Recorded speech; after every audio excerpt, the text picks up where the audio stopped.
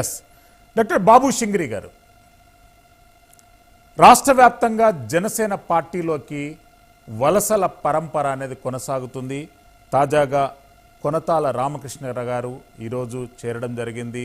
బాలశౌరి గారు కానివ్వండి, ఇంకా రాష్ట్ర వ్యాప్తంగా సుమారు 32 మంది సిట్టింగ్ ఎమ్మెల్యేలు జనసేన పార్టీ వైపు చూస్తున్నారనేటటువంటి వార్తలు వినిపిస్తున్నాయి. ఎట్లా స్పందిస్తారండి ఈ రీసెంట్ డెవలప్మెంట్స్? ఖచ్చితంగా శ్రీశైలం గారు, ముందు డిస్కషన్ కొంచెం ఒక 2 పాయింట్స్ చెప్పిన తర్వాత నేను మీరు అడిగిన ప్రశ్నకు వస్తాను. సారు మోహన్ రెడ్డి గారు అన్నారు, వీళ్ళిద్దరూ ఎప్పుడు కూడా అంటే జనసేన టీడీపీ ఎప్పుడు కూడా మమ్మల్ని విమర్శిస్తూనే ఉంటుంది, మాకు ఎప్పుడు వెనుదన్నుగా నిలబడలేదు. నేను ఒకసారి మళ్ళా ఆయన మోహన్ రెడ్డి గారు గుర్తు చేస్తాను.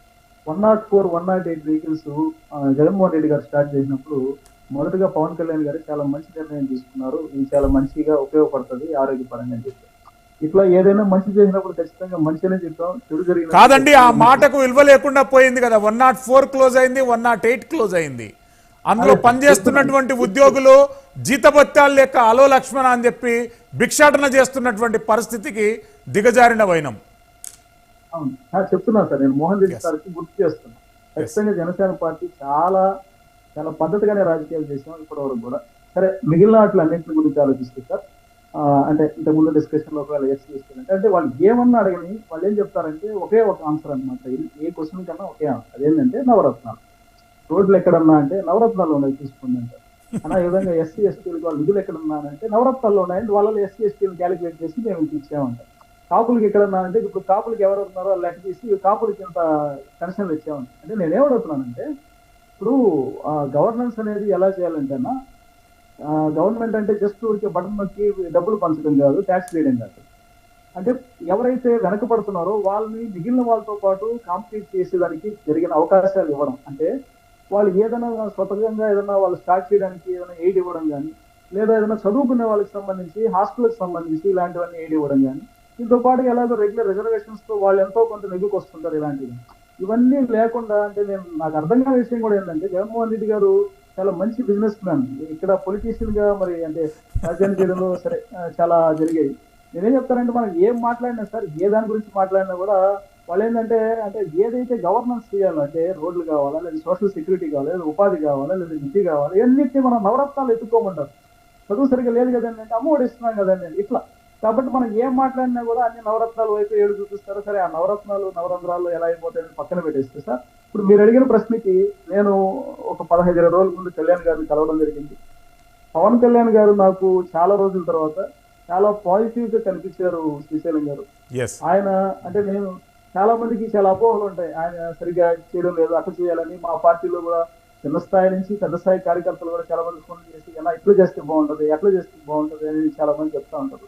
నేను కూడా విని ఊరుకుంటున్నాను. ఆయనతో మాట్లాడిన తర్వాత చాలా క్లారిటీగా ఆయన ఈసారి ఎలక్షన్ కి అందరి ఊహలకి అందనంత విధంగా ఆయన చాలా పగడ్బందీగా చాలా ప్రణాళికాబద్ధంగా ఎలక్షన్కి వెళ్తున్నారనే విషయం మీ ద్వారా తెలియజేస్తున్నాను శ్రీశైలం గారు. ఆయన చాలా క్లియర్ గా మాట్లాడారు. ఎలక్షన్ ని యుద్ధాన్ని ఎలా చేయాలో ఎలా ముగించాలో నాకు బాగా తెలుసు, అలానే చేస్తాను అలానే ముగిస్తానని పవన్ కళ్యాణ్ గారు చెప్పడం జరిగింది. కాబట్టి ఇంకా చాలా ఉంది, ఇప్పటికీ ఏం అయిపోలేదు, ఇంకా చాలా పాత్రలు వస్తాయి, చాలా పాత్రలు పోషిస్తారు. ఇవన్నీ కూడా అయిన తర్వాత జగన్మోహన్ రెడ్డి గారికి సరే ఆయన ఎలక్షన్ తదనంతరం ఆయన ఎలా ఉంటుంది అనేది అర్థం చేసుకోగలరని అనుకుంటున్నాను. మోహన్ రెడ్డి గారి దగ్గరికి వెళ్లే ముందు మనతో పాటు మాట్లాడడానికి సీనియర్ జర్నలిస్ట్ అక్షర సత్యం గారు ఫోన్ ఇన్ లో అందుబాటులో ఉన్నారు. అక్షర సత్యం గారు, నమస్కారం సార్. మీకు ప్యానల్ ఉన్న పెద్దలందరూ కూడా నమస్కారం. కాంగ్రెస్ పార్టీ ఎంట్రీ ఎవరికి ప్లస్ ఎవరికి మైనస్ అండి? సార్, ఇక్కడ కాంగ్రెస్ పార్టీ ఎంట్రీ అంటే సార్ 2 యాంగిల్స్ లో చూడాలి సార్. ప్లీజ్. షర్మిల గారు కాంగ్రెస్ పార్టీలోకి వెళ్లకుండా ఉంటే ఈ కాంగ్రెస్ లో వైఎస్ఆర్ కాంగ్రెస్ లో ఉన్న వాళ్ళు కాంగ్రెస్ లోకి వెళ్ళరు. కొంత పర్సెంటేజ్ ఆఫ్ ఓటు తెలుగుదేశానికి జనసేనకి కూటమికి వచ్చే అవకాశం ఉంది సార్. ఆ ఓట్లని తెలుగుదేశానికి జనసేనకి రాకుండా ఉండడం కోసం ఎంతో కొంత పర్సెంటేజ్ ని షర్మిల గారిని కాంగ్రెస్ లో పంపడం ద్వారా, లేదా వైఎస్ఆర్ కాంగ్రెస్ లో కొంతమంది ఎమ్మెల్యేలు ఎంపీలు అందులో పంపించడం ద్వారా ఈ ఓటు ప్రభుత్వ వ్యతిరేక ఓటు అందులో డైవర్ట్ చేయడం ద్వారా ఈ కూటమికి ఓటు వెళ్లకుండా చేయడం కోసం జగన్మోహన్ రెడ్డి గారు, రాజశేఖర రెడ్డి గారు కుటుంబం ఆడుతున్న నాటకంగా నేను గతంలో అనేక సార్లు చెప్పిన ఇప్పుడు అదే మాట్లాడుతున్నాను సార్. నేను వ్యతిరేక ఓటుని ఈ తెలుగుదేశం జనసేన కూటమికి రాకుండా ఉండడం కోసం, కాంగ్రెస్ మళ్లించడం కోసం. రెండోది ఏంటంటే వైఎస్ఆర్ కాంగ్రెస్ ఘోర పరాజయాన్ని ఎదురు చూడబోతున్నట్టు సంకేతాలు వస్తున్నాయి. రేపు పొద్దున్న ఏ కారణం చేతైనా వైసీపీ ఓడిపోతే, రేపు పిల్ల కాంగ్రెస్ అదే వైసీపీ ఓడిపోతే కాంగ్రెస్ ఒక బి టీమ్ గా లేదా బ్యాకప్ గా ఉంచుకోవడం కోసం రాజశేఖర రెడ్డి గారి కుటుంబం ఈ నాటకం ఆడుతుందా అనేది నేను చెప్పదలుచుకున్నాను సార్. మరొక ముఖ్యమైన విషయం సార్, ఇందాక దళితుల గురించి చెప్పారు కదా, దాని గురించి ఒకసారి మాట్లాడదలుచుకున్నా మీరు పర్మిషన్ ఇస్తే. సార్, మన మోహన్ రెడ్డి గారు అన్నారు దళితుల్ని ఊచకోత పోసి నరికేసి కాలువల్లోని గోతుల్లోని ఏదీశారు, అది మర్చిపోయారా అంటున్నారు. ఖచ్చితంగా సార్, దళితుల మీద ఊచకోత చేసి కాలువల్లోని గోతుల్లోని కనిపేసిన మాట అది ఏ గవర్నమెంట్ లో మర్చిపోయినట్టున్నారు మోహన్ రెడ్డి గారు. అది చుండూరు ఘటన సార్, మీరు రిఫర్ చేసేది చుండూరు ఘటన. రెడ్డి గారి గవర్నమెంట్ ఉన్నప్పుడు సార్ 89-91 అనుకుంటా, 89-94 గమనించండి. మనకు రెడ్డి గారు ప్రభుత్వం జరిగిన సంఘటన మీరు ఏదో కమ్మ ప్రభుత్వం అనుకుంటున్నారు. పుట్టిన పార్టీ తెలుగుదేశం పార్టీ, ఆ పార్టీనే మరొక విషయం పనిచేసింది. టీడీపీ ప్రభుత్వం ప్రజా వ్యతిరేక విధానాలు అవలంబించినందుకు ఇంటికి పంపించాము, వైసీపీ ప్రభుత్వం ప్రజా వ్యతిరేక విధానాలు అవలంబిస్తుంది, తప్పక ఇంటికి వెళ్ళడానికి సిద్ధపడండి. ఇప్పుడు ఆయన చెప్పేది కాంగ్రెస్ పార్టీ ప్రజా వ్యతిరేక విధానాలు చేసినందుకు అన్ని కులాలని దళితుల్ని కాపుల్ని బీసీలు అందరినీ అణిచివేసినందుకు టీడీపీ నోటించారు. ఏ దాన్ని మేము అణిచివేస్తాం కొనసాగిస్తుంది. సత్యం గారు కంటిన్యూ. సార్, ఇప్పుడు వీళ్ళు ఏమనుకుంటారంటే వైసీపీ వాళ్ళు ఒక అంబటి రాంబాబు మంత్రి పదవి ఇచ్చేసి, లేదా ఒక పేరుని నాని కాపులు తిట్టడానికి వెళ్తే మంత్రి పదవులు ఇచ్చేస్తే కాపులకి అంతా న్యాయం జరిగిపోయింది అంటారు. ఒక దళితుకి హోమ్ మినిస్టర్ ఇచ్చేస్తే దళితులకి అంతా న్యాయం జరిగిపోయింది అనుకుంటారు. ఒక బీసీకి మంత్రి పదవి ఇచ్చేస్తే బీసీలకి అంతా న్యాయం జరిగింది. వీళ్ళందరూ కూడా వాళ్ళ పెరట్లో ఉన్న మనుషులు సార్. వాళ్ళ పెరట్లో ఉన్న మనుషులకి ఇచ్చేస్తే ఆయా వర్గాలకు న్యాయం జరిగిందంటారు. కానీ ఒక డాక్టర్ సుధాకర్ కి, దళిత సోదరుడు డాక్టర్ సుధాకర్ కి జరిగిన అన్యాయం గురించి చెప్పరు వీళ్ళు. ఇది సుగాలి అనేదానికి సమాధానం చెప్పరు సార్. అనేక మంది దళిత సోదరులు జరిగిన అన్యాయం గురించి చెప్పరు సార్ వీళ్ళు. దళితులకి ఇది ఎస్సీ కార్పొరేషన్ లో జరుగుతున్న ఫండ్స్ ని డైవర్ట్ చేసిన దాని గురించి చెప్పరు సార్. వాళ్ళ పెరట్లో ఉన్న దళితులకు పదవులు ఇచ్చేస్తే హోమ్ మినిస్టర్ కూడా జనాలు ఎవరికి తెలియదు.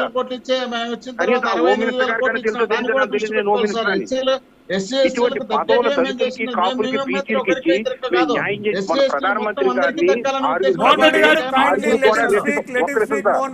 ప్రధానమంత్రి గారిని తిరుపతి వచ్చినప్పుడు 6 ప్రధాన వ్యక్తులు 6 కూడా ఒక బీసీ లేడు, ఒక కాపు లేడు, ఒక డీజీపీ రెడ్డి, ఒక చీఫ్ సెక్రటరీ రెడ్డి, ఒక chief minister Reddy, adviser Sajjala Ramakrishna Rao గారు రెడ్డి, ఇది జిల్లా రీజనల్ ఇన్ఛార్జీలు రెడ్లు, అన్ని పదవులు అంబేద్కర్ విగ్రహం 120 ఎకరాలు పెట్టారు, రాజశేఖర ఎకరాలు లేదా 10 ఎకరాలు పెట్టారు. దాని గురించి చెప్పే మీరు 120 ఎకరాలు 1000 ఎకరాలు పెట్టడం వల్ల దళితులు కాన్ఫిడెంట్ సార్. ఒక సుగాలి ప్రీతికి న్యాయం చేస్తుంటే దళితులకు న్యాయం జరిగి ఉండేది.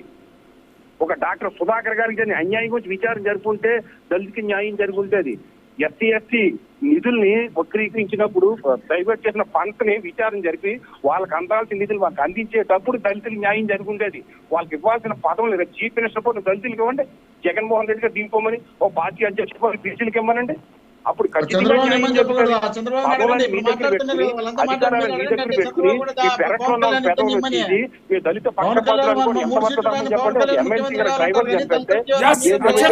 మళ్ళీ వస్తానండి మీ దగ్గరికి. మోహన్ రెడ్డి గారు ఒక పాయింట్ ప్లీజ్. కోడి కత్తి పోర్చిన వ్యక్తి ఇప్పటికి జైల్లో మగ్గుతున్నాడు సార్. కొత్తలతో శ్రీనివాస్ నిరాహార దీక్ష చేస్తున్నారు. శ్రీనివాస్ తరపున, కోడికత్తి శ్రీనివాస్ తరపున కుటుంబ సభ్యులు జైల్లో, రాజమండ్రి సెంట్రల్ జైల్లో ఉన్నటువంటి కోడికత్తి శ్రీనివాస్ కూడా ఆమరణ నిరాహార దీక్షకు దిగాడు. అతనికి న్యాయం జరిగేంత వరకు అన్న పానీయాలు ముట్టుకోననేటటువంటి శపథంతో శ్రీనివాస్ కుటుంబ సభ్యులు నిరాహార దీక్షలో ఉన్నారు. అది ఎంతవరకు అప్పుడు దళిత పక్షపాత ప్రభుత్వం ఎలాగవుతుంది సార్?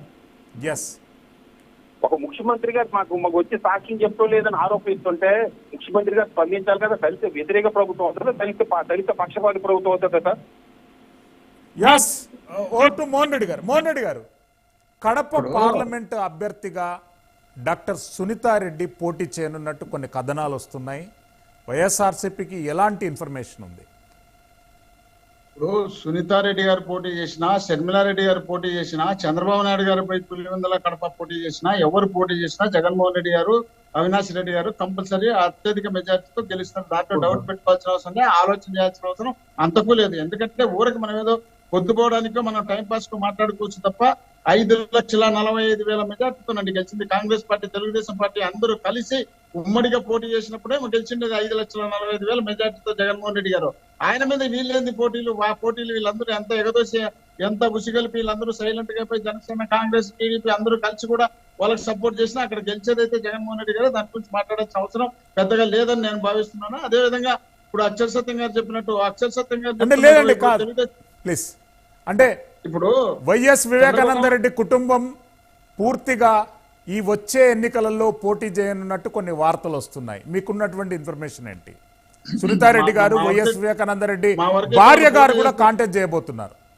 మా వరకు అయితే వాళ్ళు పోటీ చేస్తున్నారా, పోటీ చేయరా అనేది మాకైతే పూర్తి ఇన్ఫర్మేషన్ లేదు. వైఎస్ షర్మిల గారు వైఎస్ఆర్ కాంగ్రెస్ పార్టీ అధ్యక్షురాలు అయిన తర్వాత వారు ఖచ్చితంగా ఆ నియోజకవర్గంలో ఒక బలమైనటువంటి వ్యక్తికి పోటీ చేయాలని నిర్ణయించుకుంటారు. ఆ బలమైన వ్యక్తి షర్మిల గారా లేక వివేకానంద రెడ్డి గారి కూతురు గారా, ఎవరు నిలబడతారో తెలియదు. లేదు చంద్రబాబు నాయుడు అందరూ కలిసి ఒకరినే పెట్టుకుంటారేమో మాకు తెలియదు. ఎవరు ఎన్ని పెట్టినా మాకు అది ఇబ్బంది లేదు. అది పెద్ద డిస్కషన్ గా మేము భావించాల్సిన అవసరం లేదు, భావించడం లేదు.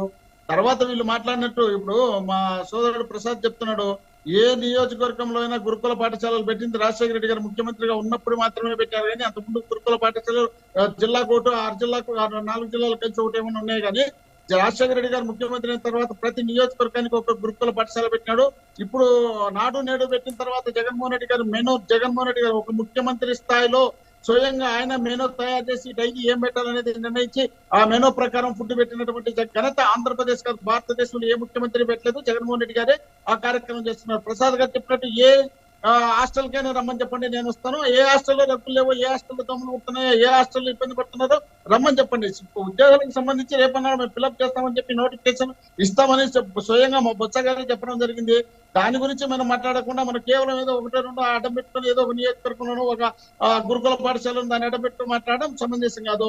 అక్షర సత్యం గారు చెప్పినట్టు ఏదో చెప్తున్నారు ఆయన, జగన్మోహన్ రెడ్డి గారిని తిరిగిపోమనండి, జగన్మోహన్ రెడ్డి గారు తిరిగిపోయి ఒక దళితులకు ముఖ్యమంత్రి ఇమ్మని చెప్పండి అని చెప్తున్నారు.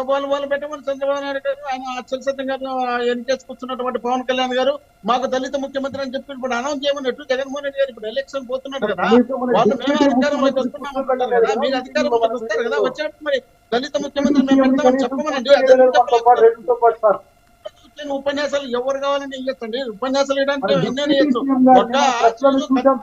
ఆయన కూర్చొని కనీసం మన జగన్మోహన్ రెడ్డి గారు రోజు కోర్టు చుట్టూ తిరగాల. ఆయన మీద అక్రమ కేసులు పెట్టి దాదాపు 11 కేసుల్లో ఆయన మీద ముద్దాయిగా చేసి ఆ కేసులకు ఆయన ముఖ్యమంత్రిగా పోలేక ఈ కార్యక్రమాల మీద బిజీగా ఉంటే ఆయన పట్టుకొని ఈ కోడికత్తు కేసు పరిగెత్తో చెప్పుకుంటా కోడికత్తులు డ్రామాలు ఆడింది.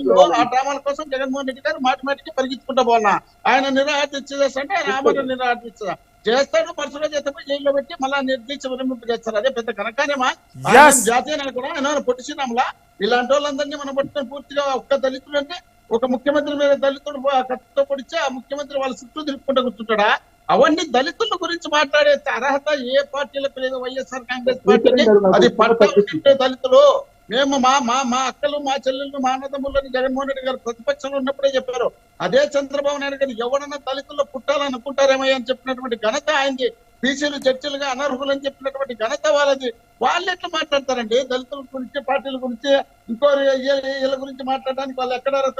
దళితులు జగన్మోహన్ రెడ్డి గారి ఇంటికి దళితులకు అపాయింట్మెంట్ లేదంట. నందిగాం సురేష్ నిరంతరం మేము పోతుంటా సీఎం వాళ్ళకి వినపడాలి. ప్రతిరోజు సీఎం గారితో కలిసి వస్తుంటారు. ప్రతి కార్యక్రమంలో దళితుల పక్కలోనే పెట్టుకుంటారు.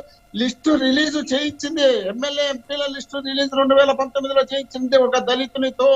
జగన్మోహన్ రెడ్డి గారి పక్కలో కూర్చోబెట్టి సార్ మీడియా పబ్లిసిటీ గురించి చేసినటువంటి స్టంట్లన్నీ చాలా బాగున్నాయి. ఇన్ జనరల్ గా దళితుల గురించి సంక్షేమం అనేది ఆంధ్రప్రదేశ్ రాష్ట్రంలో జరగలేదు. జనసేన లాంటి పార్టీలు ప్రశ్నించినందుకే అరాకొర స్కీములు కొన్ని ఇంప్లిమెంటేషన్ అయ్యాయి. కానీ ప్రభుత్వం ఇచ్చినటువంటి ఏ హామీ కూడా దళితులకు రాలేదు. ఓటు ప్రసాద్.